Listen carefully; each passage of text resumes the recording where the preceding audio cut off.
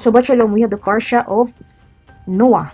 So, continue about this Parsha, Noah. So, pasensya na, isabit, di masyado maklaro kung daw, kay ngit-ngit man yung loob na mo. So, to continue the Parsha Noah, the Parsha Noah was very interesting, a very, lalom ni siya nga teaching. Lalom na siya nga teaching.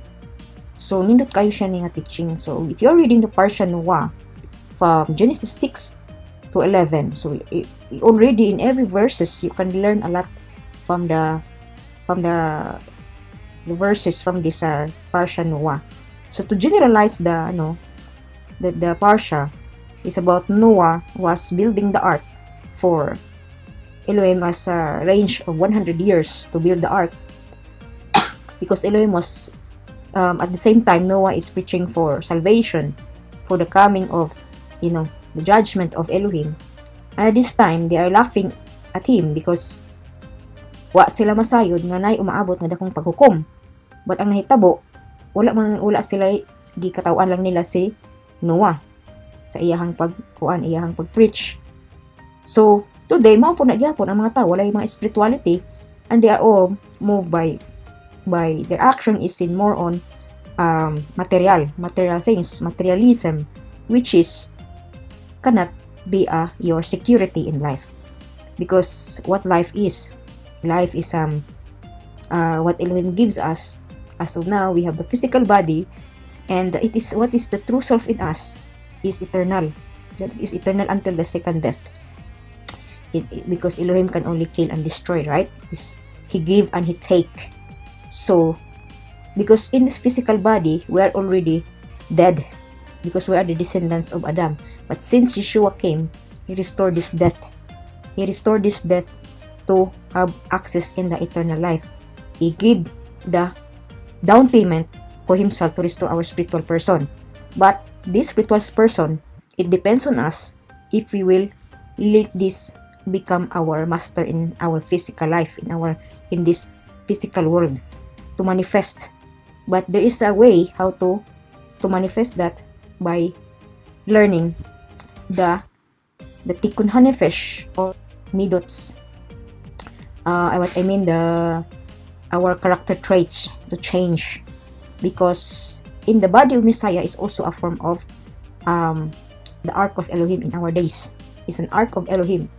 So, Yeshua is the one who built this ark. His body, the temple of Elohim. His body, so this way we have to be partaker for this temple of Elohim, which is in Yeshua HaMashiach. So now, in the Parsha Noah, like we can see here, the big ark. This is the ark. It's made of wood, and all the animals was in. The animals who are male and female pair, and it is unclean and the clean animals. So they enter to the ark, and only 8 person who in this ark. So it's also Noah is also a picture of Mashiach, and in the time he is a picture of Mashiach. So this is in the literal, in the letter. So it is in the letter how it is been the teaching of as a Mashiach, who is Noah. So if you can see well that people, those they cannot enter because when the door of the ark was closed, they had no way to enter. They tried to destroy, but because of the rain, the flood is so strong, the rain is so strong, which for them goes up so high that it's too late that they cannot enter into nobody has really listened to the preaching of Noah, because Noah, the name of Noah is to rest, diba? Rest. So in the parallel for that, now the generation, the rest is Yeshua. Come who have labor and what was it? You will find rest in me. Rest, because this is not about the physical. Our spirit person, our divine soul, which is in Yeshua Mashiach.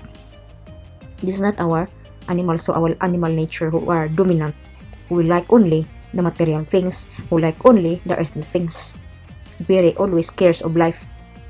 And that is more important what nga atong gunitan og maayo kaning kalibutana, which is not the right way, because especially sa atong time now, the redemption is soon, or the salvation is soon to come.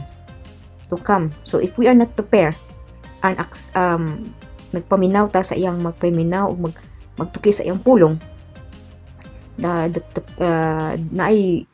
danger of dili tama, you will be in the life of in the destruction, because you can see here the water. This is the water for the flood of Noah's time, and 8 person who came in, they represent the person who is in the 8 days, which is means in the ulamaba, in the eternal life, the body. They are elevated from the water. Water means also as the word of Elohim, the Torah of Elohim. That is the word of Elohim. So this is why, if people are not concerned of the word of Elohim, they will be malunod sila. Ug dili sila concerned sa iyang word. Wala siya pakialam, walay appetite ba? Walay appetite of the word. Gusto lang makig-debate, gusto lang makigkuan sa ilang mga doktrina. It is about every one of our soul. It's in needs of the word of Elohim. He's not always preaching to the others. Kung natay ang i-preach ang atong kagalingon, kay atong kagalingon, mao man ay dapat natong ang purpose nato aning kalibutan na is to repair our soul. It is written in Psalm that the Torah is to repair, to convert, or to go back to the Torah. Our soul must go back to the Torah to repair. And the Torah is really important to meditate day and night, because there is something in Mashiach. For example now, Torah portion is Noah. So we have to meditate what is the teaching of this. Is not just in the Pishat level. There's 4 interpretation of the Torah. Pishat level, Pishat level, which is the plain text. You can see the ark that way. In the physicality, it's according to the letter of the Torah. The soul of that is in Yeshua, is spiritual.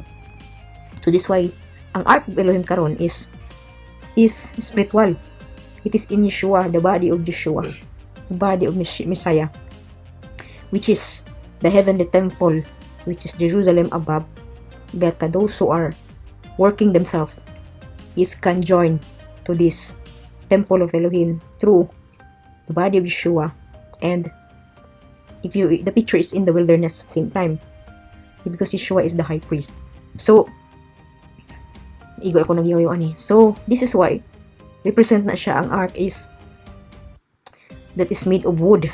See, the ark is made of wood. So it means physical, kay wood man madugta. So but here, everyone on this, they were saved. The 8 person were saved. So this is how, when you are digging the word, you listen to Mashiach teaching through the Torah, you can be elevated from that if we work out.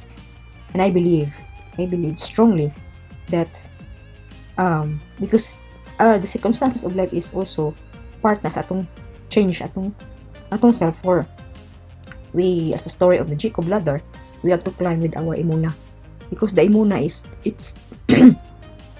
it must be teach, because di man gud na mahimog ang imong imuna, imong trusting faith.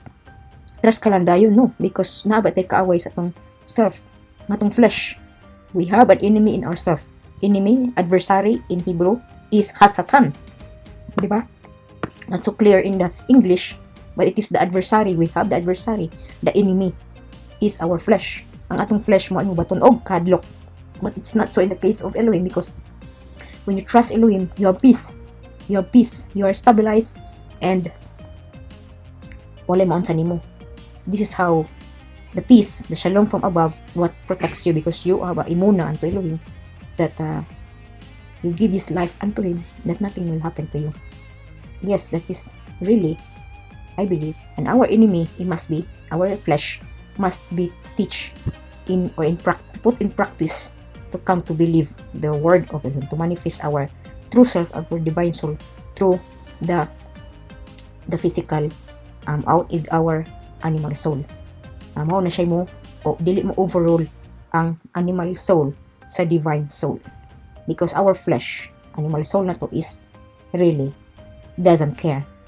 Only, yeah, you do some, of course, word, but the word must be, I believe the God, I'm reading the word, but this is why we need to put that in practice. So Elohim, every one of us, Elohim, tagaan dito pagsulay kay mao manay part sa ato ang kuan, ang part na sa ato ang pagkanang kuan ba, pagbaid ka sa Elohim para mahait ka sa panahon nga na ay mga pagsulay, mga what comes upon the temptation of the old world, kabao ka mo barog kay tuan naman ni barog man ka sa iyang ug nagsalig ka sa iyang mga words nga kay kanagong the word of pagsalig, it takes time na siya, dili mo kay naa mag-time gud na kita magbatol gud natong kagalingon kay usahay atong flesh mo ay mo dominate sa kahadlok sa mga panghitabo, mga negativity man na siya. So di na siya nato dapat ipatigbabaw. So umo na siya tudloan nato atong self para sa para maano siya ma-learn siya ba, ma-master niya ang what is to live in imuna anto Elohim.